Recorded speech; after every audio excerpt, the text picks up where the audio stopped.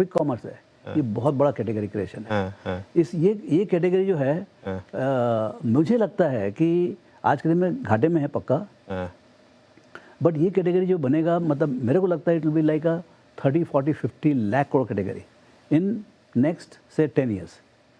Okay 10 years में पक्का ये 30, 35, 40 लाख करोड़, ये पूरा it will change the retailing. मतलब आपके घर में किस ढंग से ग्रोसरी खरीदी जाती है वो बदल जाएगा पूरा। ऐसा नहीं कि ये कॉर्नर शॉप कहीं जा रहा है, लेकिन कोई बोलता है कि भाई 50-50 हो जाएगा। जो कॉर्नर शॉप है वो चलेगा और बाकी जो सब क्विक कॉमर्स आएगा, और उसके जो भी और दूसरे भी फॉर्मेट्स आएंगे स्पेशलाइज्ड। तो delivered at home will be the way to buy the grocery. Grocery का बोलते हैं 600 बिलियन का मार्केट है अभी, जो मेनली जनरल ट्रेड से होता है, जीटी से। अगले 10 साल में तो डबल हो ही जाएगा। ठीक बात है ना। तो जो जब 1 ट्रिलियन 1.2 ट्रिलियन मतलब 100 लाख करोड़ का कैटेगरी बनेगा ये, उसमें से 50% विल बी क्विक कॉमर्स, तो 40-50 लाख करोड़ का बनेगा। अभी कितना है? 1 लाख करोड़ का। तो बहुत, लेकिन जैसे मैं आपको पहले बोला, ये मालूम है क्या होगा, कब होगा कैसे होगा। अच्छा, इसमें क्या है, because they are building the category, there are losses, cost of acquisition है, इनके पास कोई स्टोर्स है नहीं। तो जो भी आप कस्टमर लेके आते हो उसका there is a cost of acquisition. तो उसका अकाउंटिंग का चक्कर है कि भाई सब आपको P&L में ही लिखना पड़ता है, जो भी कॉस्ट है। अभी आज के दिन में यदि 50,000 वो टर्नओवर है, तो 50,000 टर्नओवर क्या बिना कुछ दुकान खोले तो हो जाएगा? There be cost of acquiring customers, उसके लिए आपको पैसे लगते हैं, तो 10-12 हज़ार करोड़ लगा होगा उनको।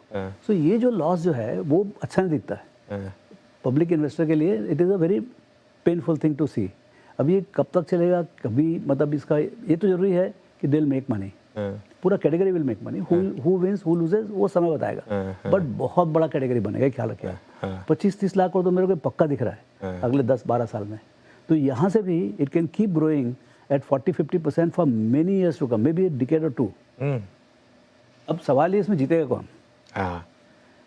तो पहले हमने स्विगी में लगाया, तो स्विगी में भी पैसे नहीं बने। जो भाव से लिस्ट हुआ वही भाव से, मतलब भाव है, समझ लो, पैसे नहीं बने।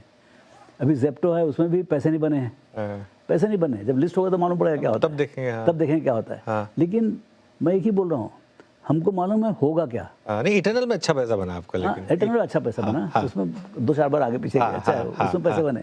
और सी, इसमें क्या winner, it's not winner takes it all. इसमें जैसे अभी टेलीकॉम है, अब 50% जियो के पास है, 50% भारती के पास, दोनों मजा कर रहे हैं, दोनों 50-50 करोड़ कमा रहे हैं। तो ऐसे ये भी बनेगा।